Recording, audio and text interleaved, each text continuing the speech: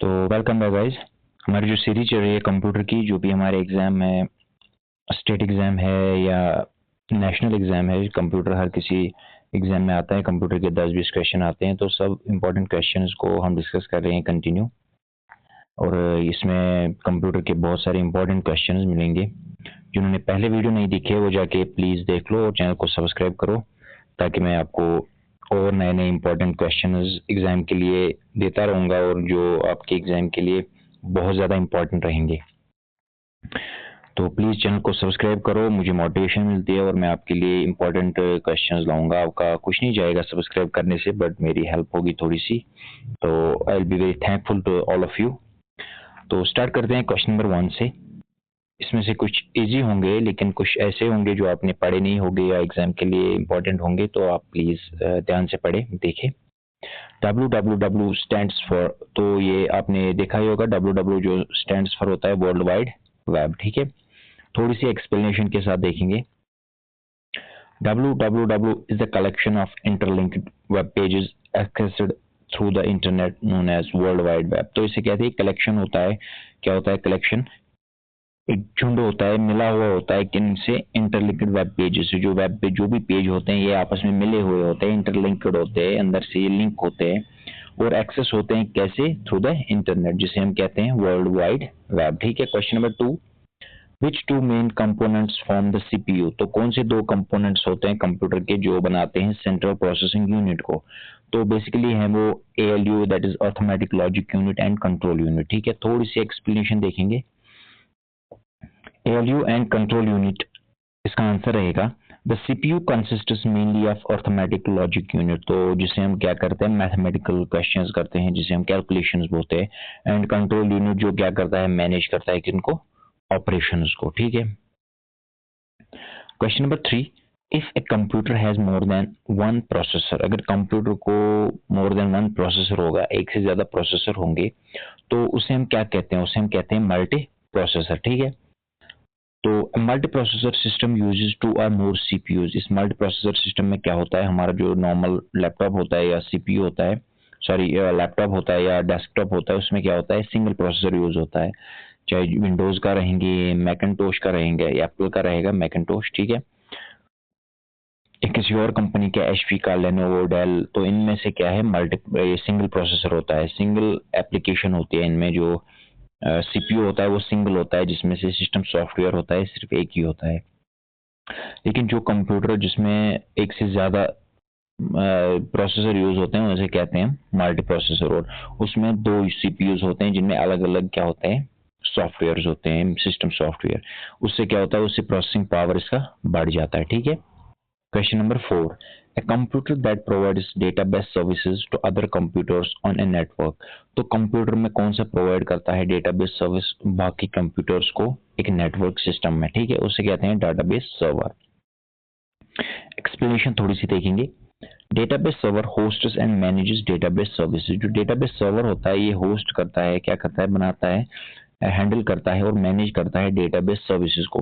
Responding to queries, ये जो queries होते हैं उनको रेस्पॉन्स देता है फ्रॉम क्लाइंट मशीन्स के थ्रू। ठीक है, which of the following is an example of real time operating system usages. तो रियल टाइम ऑपरेटिंग सिस्टम में एग्जैक्टली टाइम पे, मतलब आगे पीछे नहीं होना चाहिए, एग्जैक्ट टाइम पे जो रियल टाइम ऑपरेशंस होते हैं, सिग्नल्स होते हैं, वो किस में आते हैं?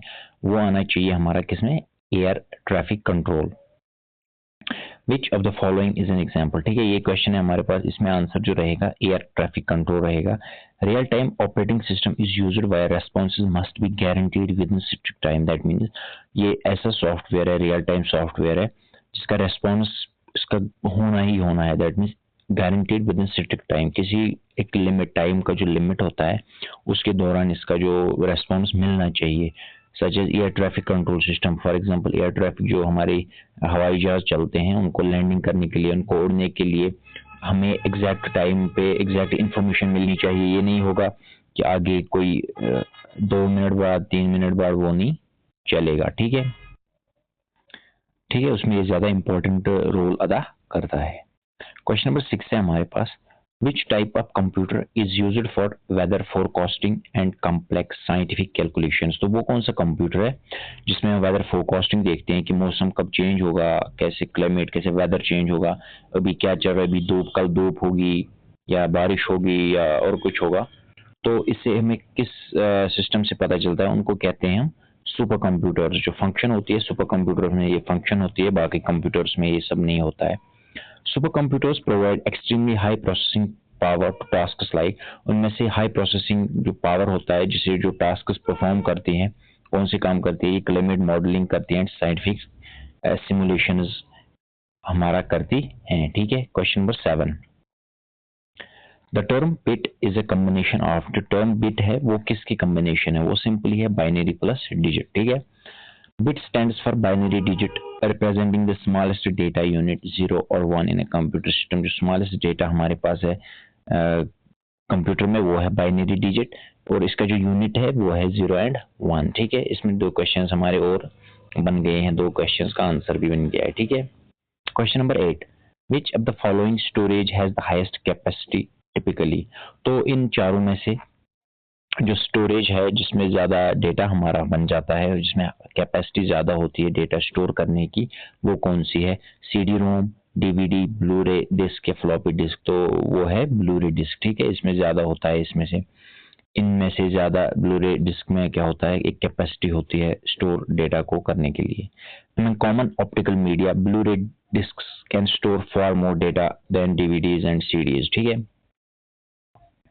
सीडीज और इस पे थोड़ा सा नजर डालेंगे।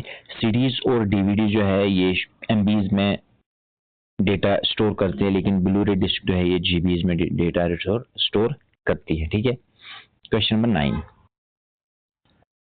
विच protocol is mainly used for secure transfer of web pages. कौन सा प्रोटोकॉल यूज होता है जब हमको हमारे जो पेजेस, वेब पेजेस होते हैं, उनको सिक्योर करना होता है कि उन पे कोई और डैमेज ना करे, कोई और इन पे एक्सेस ना करे, तो उसको हम कैसे ये करते हैं, सिक्योर करते हैं।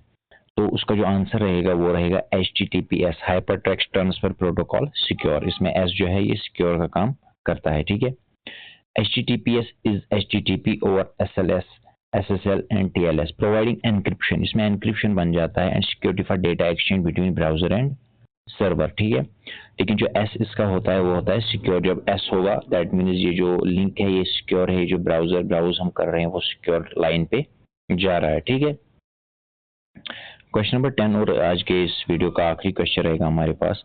अ program that translates high level language into machine language is called. वो कौन सा प्रोग्राम है जो ट्रांसलेट करता है हाई लेवल लैंग्वेज को मशीन लैंग्वेज में, और मशीन को इजीली वो अंडरस्टैंड होता है और वो प्रॉपर फंक्शन करता है, उसका नाम है कंपाइलर। कंपाइलर जो है, कंपाइलर कन्वर्ट करता है एंटायर सोर्स कोड को, जो हाई लेवल लैंग्वेज का जो एंटायर सोर्स कोड होता है उस प्रोग्राम को किस में कन्वर्ट करता है, मशीन कोड में। एग्जीक्यूशन दैट मीन जो रिजल्ट देता है उससे पहले ये हाई लेवल लैंग्वेज को किस में कन्वर्ट करता है,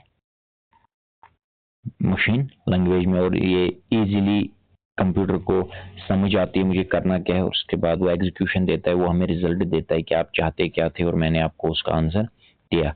तो it was all about for today's this computer class. तो प्लीज़ चैनल को सब्सक्राइब कीजिए, इससे ज़्यादा इम्पोर्टेंट क्वेश्चन, मुझे पता है कि आपको मुझे पढ़ाने का शायद तरीका नहीं आता है, इसलिए आप लोग ना वीडियोस चेक देखते हो, ना वीडियोस को लाइक करते हो, ना कमेंट करते हो, ना क्या फॉलो करते हो। I will try to improve myself. Please and please subscribe my channel. Thank you.